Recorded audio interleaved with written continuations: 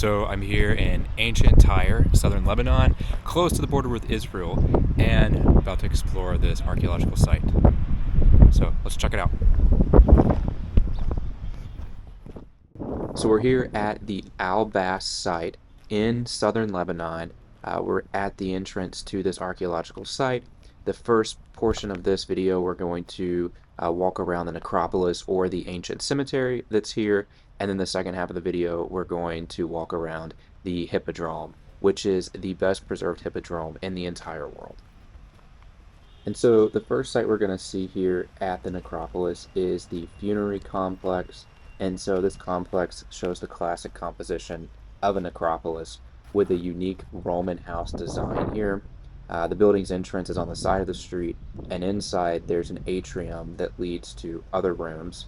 And a significant discovery here was that there was actually a kitchen that was inside of this structure.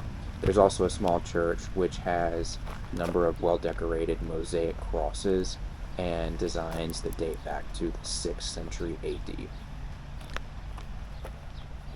One thing that's interesting about this site is that during ancient times, people would place coins on the mouths of the deceased, believing that it would serve as payment for the boatmen who would carry the body to the afterlife.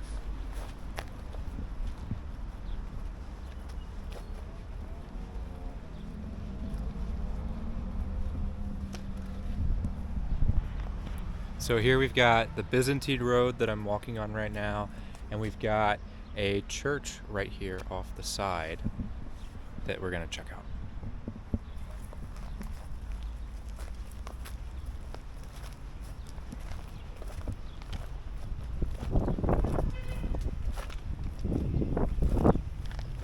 So this is the one with mosaics that we saw on the other side, right over there.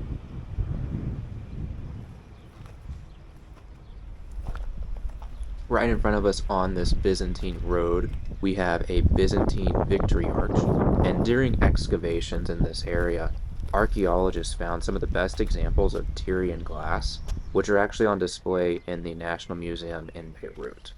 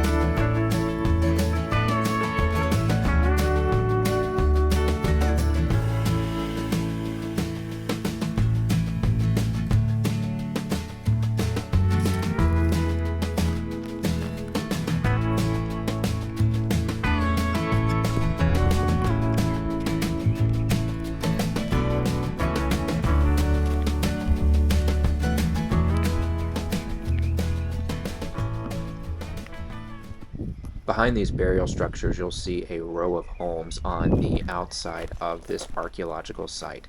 And these are all part of the Palestinian refugee camp that's here in this area. And on the southern end of this refugee camp, archaeologists discovered a crematorium related to the Phoenician period, and they excavated several hundred urns from this site. As we take a detour to the left, you're going to see a columbarium, and a columbarium had 12 tombs, and each of these were used several times over. The tombs were closed up with stones and then covered by a colored decorated plaster. On the floor in front of this is a small mosaic that dates the columbarium's construction to the 2nd century AD.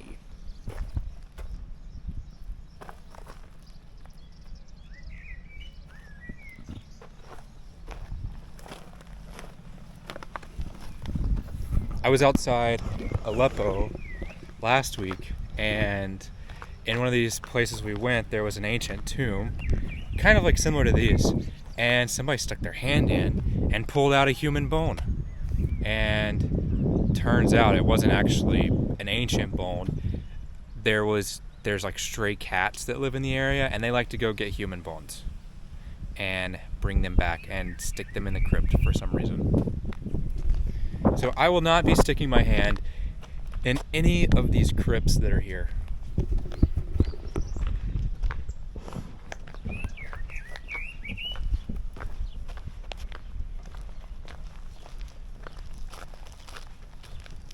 We're about to take another detour to the left here to see a towered tomb. This was actually the first towered tomb that I've ever seen in my life.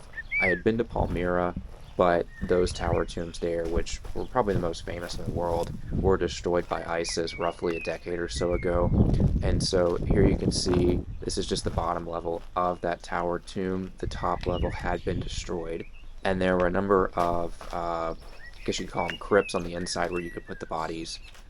And nowadays it's just covered with this shelter that's over it. We're going to walk around in just a second, and you'll be able to see the stairs that would have led up to the second level.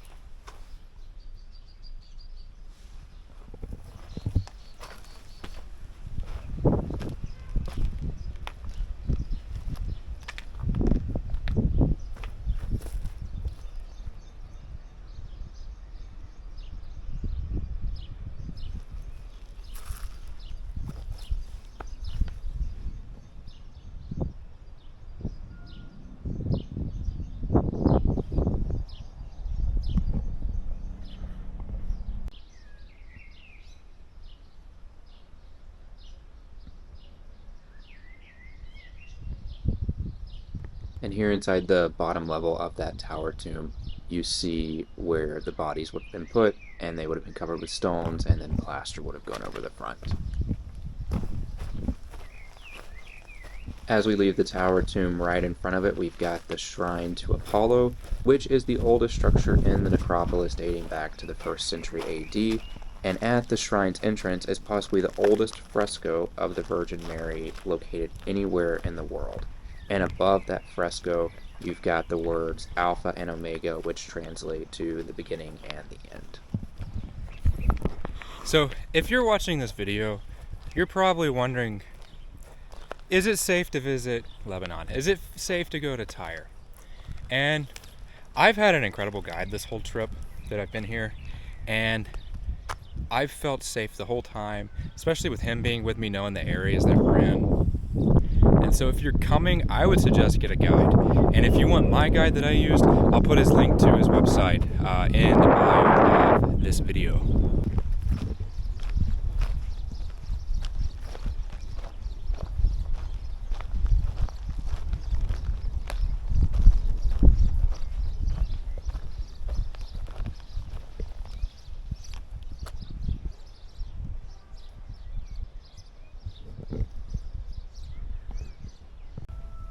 Here on our right, we've got another great example of a Byzantine church, and you can always tell these Byzantine churches by the apses in the front, and you can also see the marble stonework in the bottom.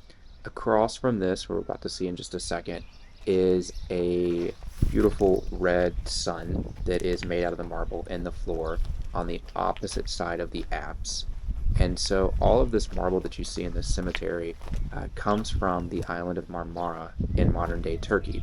And so they brought in the blocks of marble, and then local artisans ended up sculpting these crypts and the floors that you see here in the necropolis.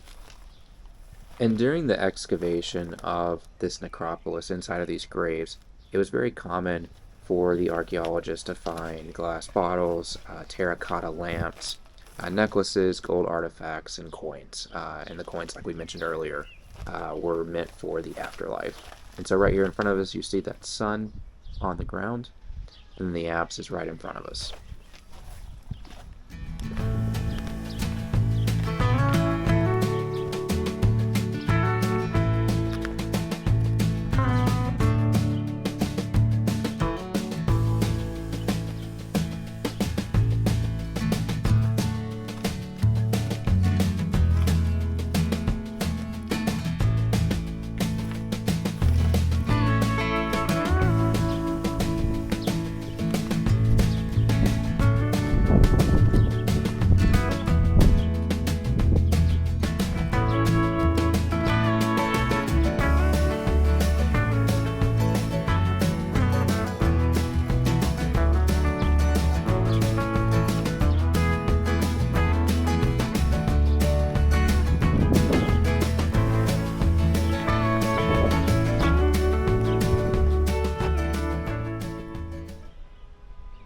and I thought I was the only tourist here, but I have finally spotted one person on the other side.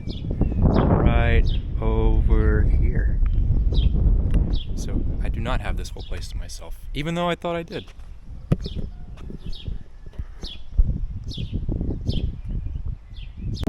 So we just walked through the monumental gate, also known as the Arch of Victory. It dates back to the 1st century AD, and it's likely that it was renovated during the visit of Emperor Hadrian to the city of Tyre. And you can just imagine this gate being covered with plaster and that plaster being decorated. If you look closely enough on this road, you'll actually see the indentation marks of the chariots that would go back and forth here.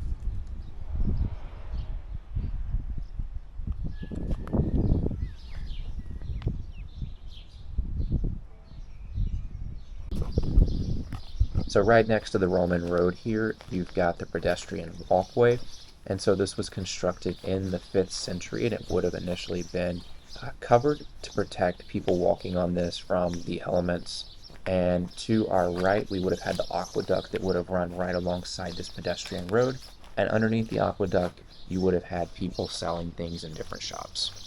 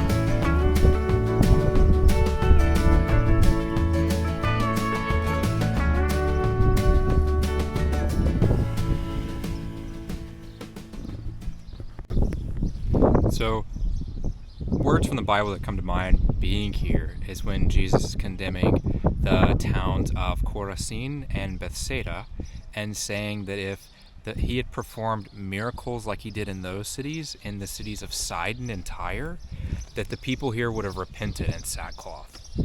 And so it's just really cool being here. And then also to think too that Paul on his missionary journeys, when he stopped in Tyre, he more than likely walked these streets and visited the Hippodrome that we're about to see that's right in front of me. And here it is, you can see it right here.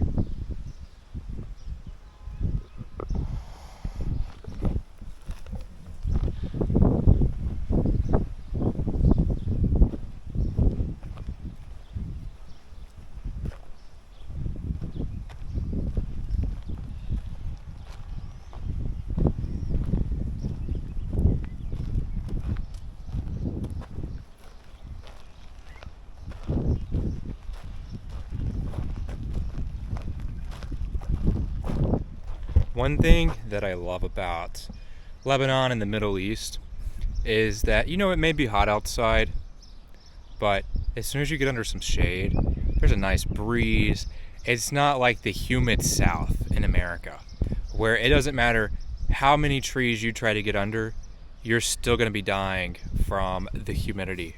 And maybe I just showed up at the perfect time of the year in May to visit Lebanon, but it just feels incredible as soon as you get under the shade. It's a little warm, but still, beautiful day to explore ancient Tyre. We have finally made it to the Hippodrome. We started in the Necropolis on the Byzantine road, made it all the way to the Roman road, and now we are at the circus or the Hippodrome. This Hippodrome is actually the second largest hippodrome found from the Roman world. It is only second to the Hippodrome in Constantinople, but at the time of its construction in the 1st century, it was the largest. And I know online, if you look, there will be a number of sources that say that this was built in the 2nd century AD, but I am getting all of my information from a book written by the lead archaeologist from this site in Tyre, so I will take his word for it. This hippodrome has a seating capacity of 40,000 people. I know in this video I'll say 20,000. I'd gotten that number from online, but this guy that I am reading his book that I got from this site says that it is 40,000. It is 480 meters long by 120 meters wide, and it was primarily used for different types of popular sports at the time, like the Olympic Games, the Commodia Games, and the Actia Heraclea.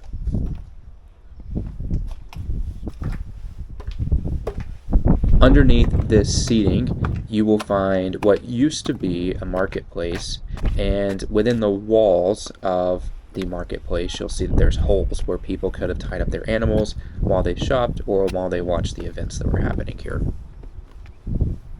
Seating at the circus would have been divided into social class and the team that was being supported. On the eastern wing of the Hippodrome, there was an inscription that was found that indicated where the blue team supporters sat.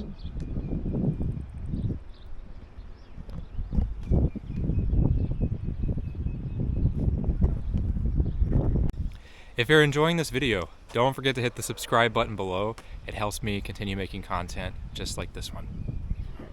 So this stadium, during its heyday, could fit 20,000 people. And you could just imagine the chariot races that would be happening here. And the really interesting part was when they would go around the curbs and people would end up wrecking their chariots. And we see what looks like in the middle here, part of an obelisk. But you can see it makes it's just a lap that goes all the way around, and they would have come right through here and gone back around. But this hippodrome is the best preserved hippodrome in the entire world.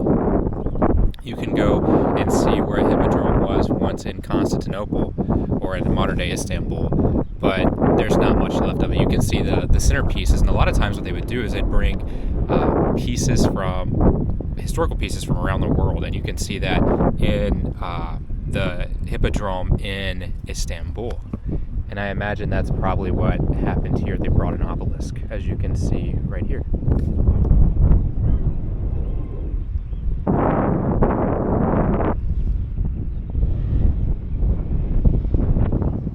But we are about to walk to the opposite end of the Hippodrome, and you could just imagine Paul, when he visited this city, he more than likely walked down this Roman road passing this hippodrome. So he laid his eyes on this more than likely when he visited the city, which is pretty cool. And we'll go back and walk some of that street again in a minute, but gonna go down here and see the other end of this hippodrome.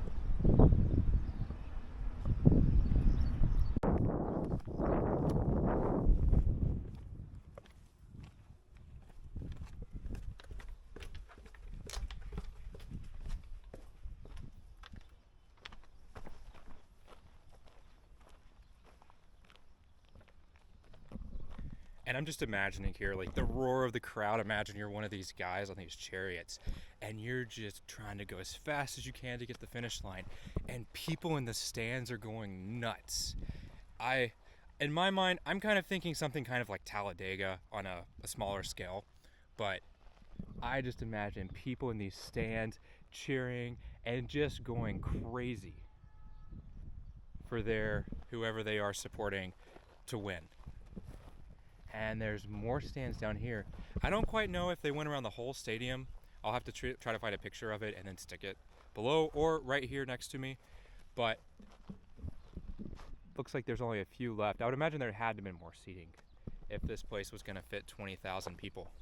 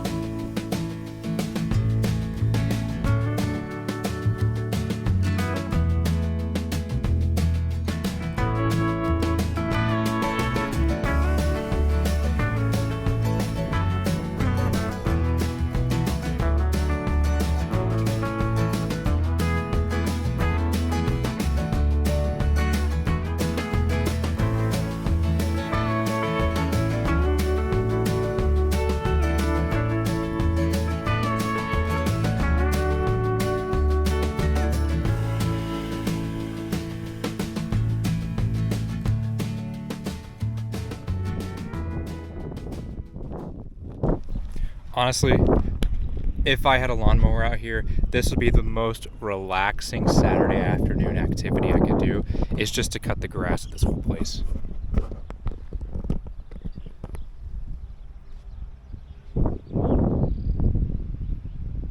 Like, I'm thinking zero turn, just spend your whole day out here with your music going. Most relaxing activity one could do on a Saturday.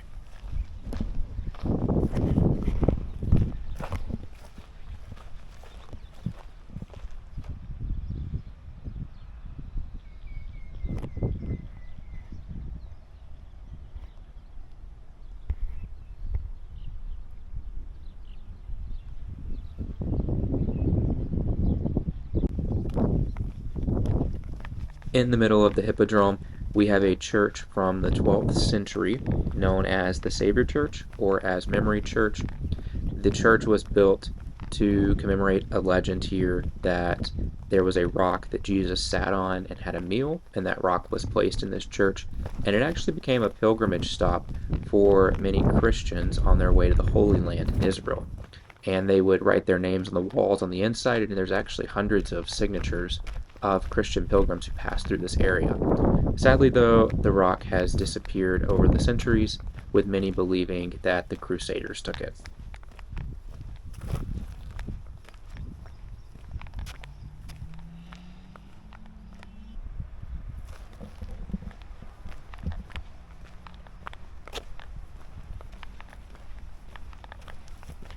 So this is where, if I was going to be sitting in this Hippodrome, I would want to be sitting back here on this side where all the crashes are going to happen.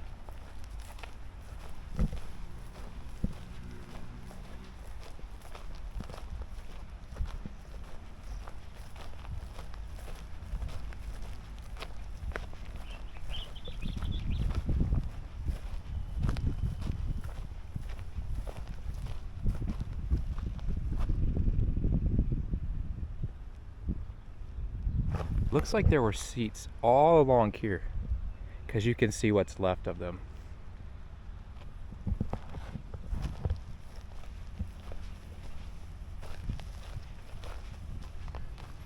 But just imagine being here, and the chariots are coming through, and they're making this really sharp curve right here, and they crash, and the crowd right here goes nuts.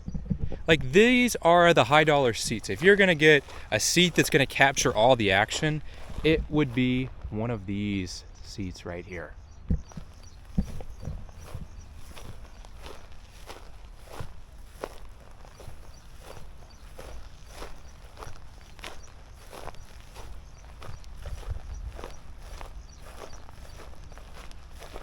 Let's go up here and just sit and bask in what it would have felt like being here, watching these crashes happen.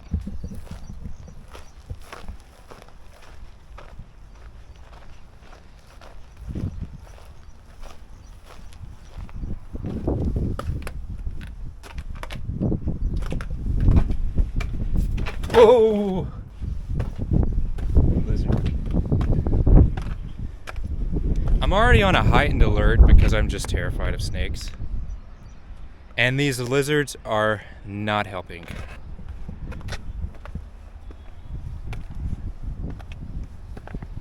Let's go up to the nosebleed seats. All the way up.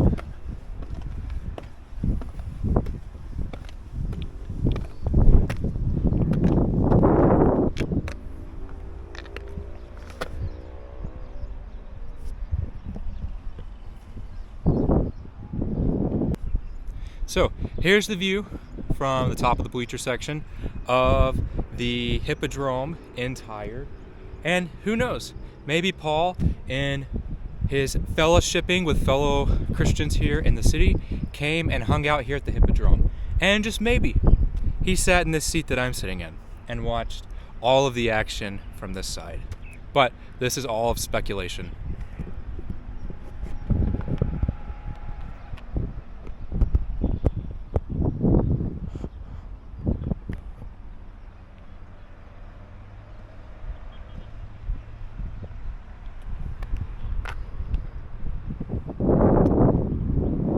And you know, Maybe Jesus came to the Hippodrome too.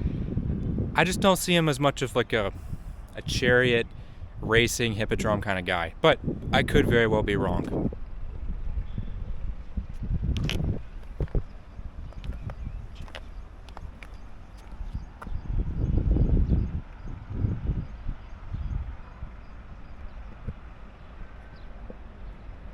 So I'm now gonna head over here to see if the view is any better from the other side. So let's see.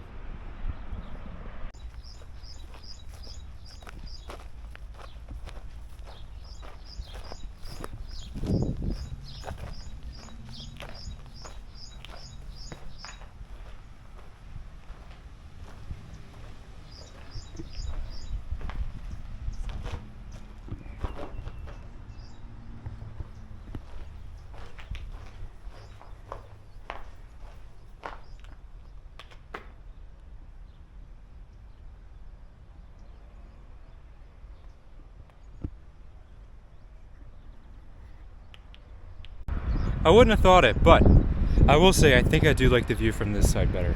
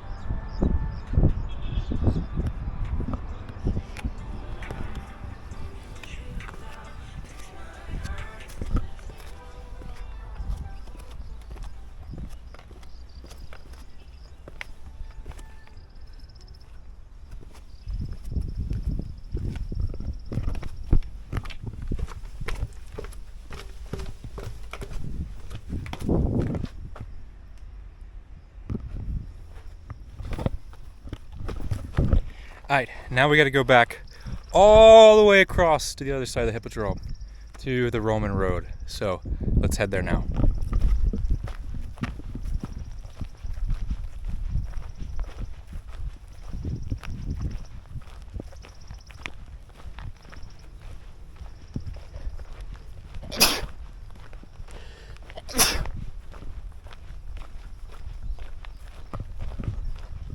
So on either side of the Hippodrome, we had two team club buildings. So on the western side, you had the green teams building, and on the eastern side, you had the blue teams building. And so these clubhouses were fairly luxurious for the time. They had steam baths that were divided into small chambers. There was a hot sauna room, a room connected to warm water for washing off, and then they had a cold room which could be used as like a meeting place. And outside of the Blue Team Club building, there is a mosaic that proclaims victory to Tyre and its blue team. So, really cool spots. We're going to get to see the Blue Team Club building here in just a minute a little bit better. But the Green Team's Club is going to be on the left side, and we're not really going to get to see it much, so I wanted to go ahead and call that out.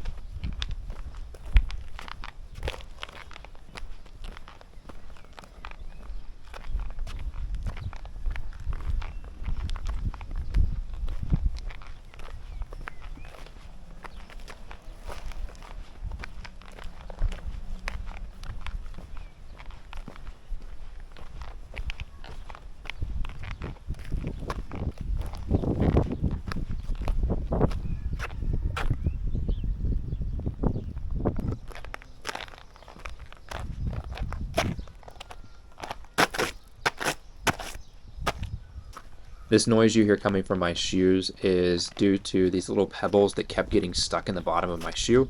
And as I walked, you can hear that sound. And I kept trying to kick them out, but I just kept getting more stuck in the bottoms. If you have an eye for detail, you may have noticed that the path that I took back across the Hippodrome looked like it was fairly well traveled. And you might be thinking to yourself, this place is empty. Who is going back and forth across this fairly often to make it look like it looks? And the answer to that is that there are locals who are riding their motorbikes back and forth across this archaeological site all day long. And it happened several times while I was there.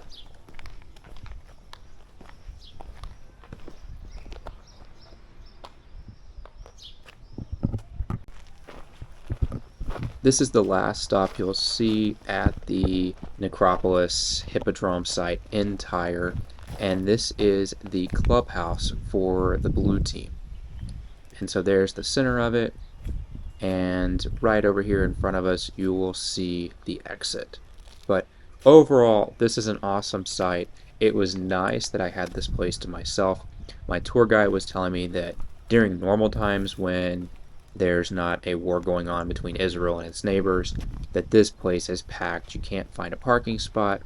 And so it was really a treat for me to get to have this whole place seemingly to myself, other than the one tourist that I passed, because it's not something many people get to experience.